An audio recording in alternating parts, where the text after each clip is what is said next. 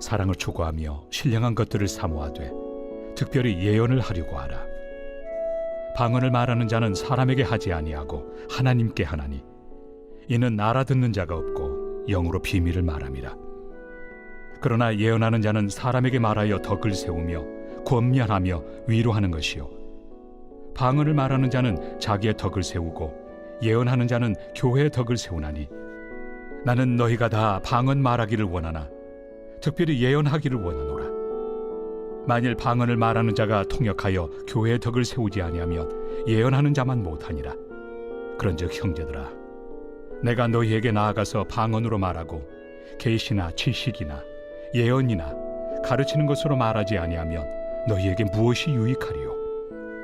혹 필이나 검은고와 같이 생명 없는 것이 소리를 낼 때 그 음의 분별을 나타내지 아니하면 필이 부는 것인지 검은고 타는 것인지 어찌 알게 되리요?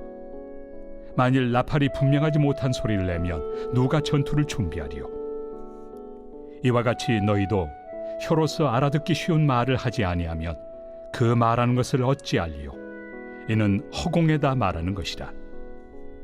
이같이 세상에 소리의 종류가 많으나 뜻없는 소리는 없나니 그러므로 내가 그 소리의 뜻을 알지 못하면 내가 말하는 자에게 외국인이 되고 말하는 자도 내게 외국인이 되리니 그러므로 너희도 영적인 것을 사모하는 자인즉 교회의 덕을 세우기 위하여 그것이 풍성하기를 구하라.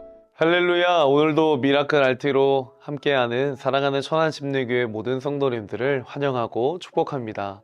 하나님께서 오늘도 말씀으로 하루를 시작하는 우리들의 삶 가운데에 승리로 함께 하실 줄로 믿습니다. 우리는 살면서 소중한 사람에게서 선물을 받을 때가 종종 있습니다. 그런데 그 선물이 가장 아름다운 빛을 발하는 순간은 언제일까요?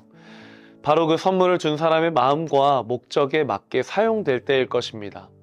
선물 안에는 주는 사람의 사랑이 담겨 있고 또 받는 사람을 향한 기대와 소망이 들어있기 때문입니다. 그런데 하나님께서도 우리에게 귀한 선물을 주셨습니다. 우리는 그것을 은사라고 부릅니다. 오늘 우리가 함께 읽은 본문에서 바울은 고린도 교회를 향해 이렇게 질문합니다. 너희는 하나님이 주신 은사라는 선물을 제대로 사용하고 있느냐?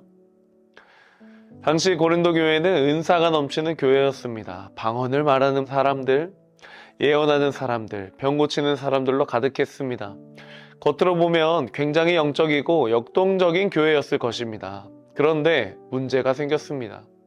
성도들이 신령한 은사 그 자체에 열광한 나머지 그것을 자기 과시의 수단으로 삼기 시작한 겁니다. 사람들이 내가 더 신령하다고 내 은사가 더 좋은 거라며 서로 경쟁하기까지 했습니다. 그런 상황 속에서 이 예배 시간은 어땠을까요? 저마다 자신의 은사를 뽐내려는 소리들로 굉장히 혼란스러웠습니다. 마치 조율되지 않은 악기들이 동시에 울려 퍼져나가는 것과 같았습니다.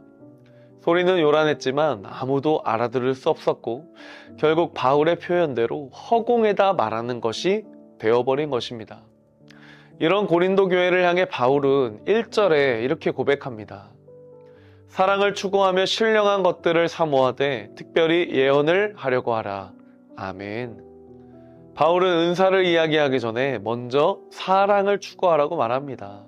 이것은 순서가 중요하다는 것을 가르쳐주고 있습니다. 왜냐하면 사랑이 빠진 은사는 그 방향을 잃어버릴 수밖에 없기 때문입니다.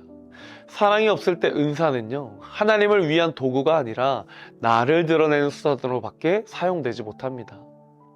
그래서 바울은 방언과 예언을 비교하면서 그 핵심을 4절의 말씀에 짚어주고 있습니다. 방언을 말하는 자는 자기의 덕을 세우고 예언하는 자는 교회의 덕을 세우나니 아멘. 자기의 덕과 교회의 덕, 이 두 가지 사이에 바울이 말하고자 하는 핵심이 들어있습니다. 바울은 방언 자체를 부정하지 않았습니다. 또 고린도 교회 성도들이 다 방언 말하기를 원한다고 5절에도 고백하고 있습니다. 그러나 그 은사가 통역되어서 공동체를 세우지 못한다면 그것은 하나님이 그 은사를 주신 목적을 이루지 못하는 것이라고 말하고 있습니다. 필이나 검은고가 분명한 음을 내지 않으면 이게 무슨 곡인지 알 수 없고, 나팔이 분명한 소리를 내지 않으면 아무도 전투를 준비하지 않는다는 것이죠.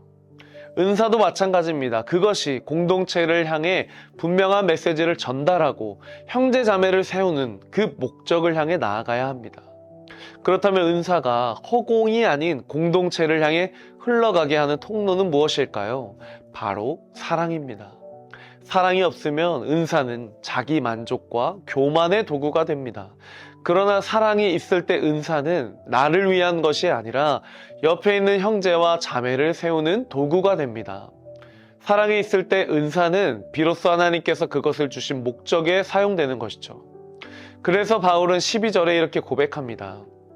그러므로 너희도 영적인 것을 사모하는 자인즉 교회의 덕을 세우기 위하여 그것이 풍성하기를 구하라. 아멘. 하나님께서 우리에게 은사를 주신 목적은 분명합니다. 나를 드러내려는 것이 아니라 사랑이라는 통로를 통해 공동체를 세워가는 것임을 기억해야 합니다. 사람을 살리고 고치고 키우고 세워가는데 우리에게 주신 선물이 사용되어져야 합니다. 사랑하는 성도님들, 하나님께서는 우리 각자에게 고유한 은사를 허락하여 주셨습니다. 누군가에게는 말씀의 은사를, 누군가에게는 섬김의 은사를, 누군가에게는 위로와 격려의 은사를 주셨습니다. 그 은사들은 모두 하나님께서 우리에게 주신 선물입니다. 오늘 미라클 RT로 하루를 시작하는 우리가 기억해야 할 것은 바로 이것입니다. 나의 은사는 나를 위해 존재하는 것이 아니라 공동체를 세우기 위해 주신 하나님의 선물이다. 오늘 하루 우리의 삶의 자리에서 어떻게 살아가야 할까요?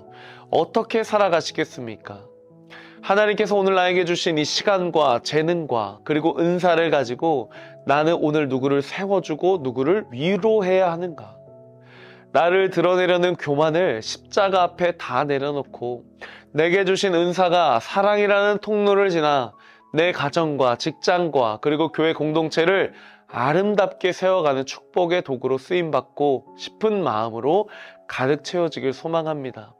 그래서 오늘도 하나님께서 나를 통해 사람을 살리고 고치고 키우고 세워가고 또 교회 공동체를 건강하게 세워가는 하나님의 일하심을 경험하는 복된 하루가 다 되시기를 예수님의 이름으로 축복합니다. 우리 말씀을 생각하며 함께 기도하겠습니다.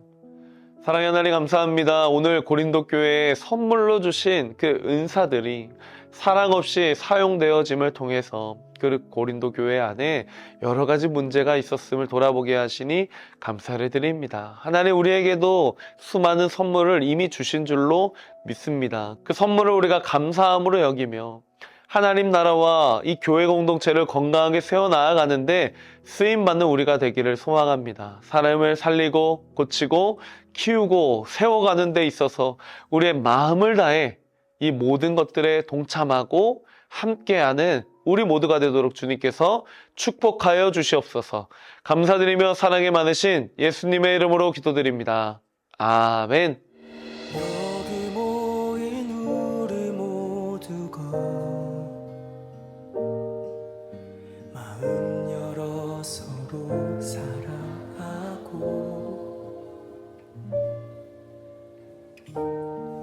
서로를 돌아보며 주의 사랑을 서로 흘려보내기를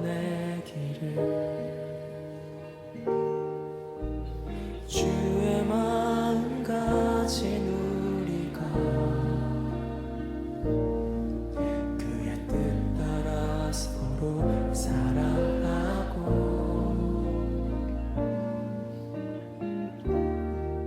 모두 품어내며 그의 나라를 이곳에 이루어내기를. 다시 한번 고백할까요? 여기 모인 우리 모두가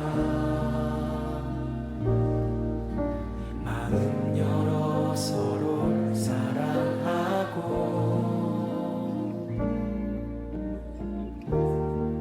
서로를 돌아보며 주의 사랑을 서로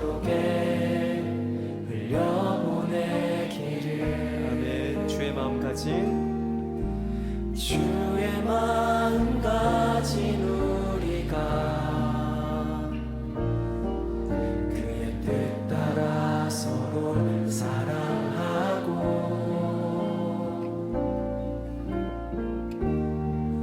모두 품어내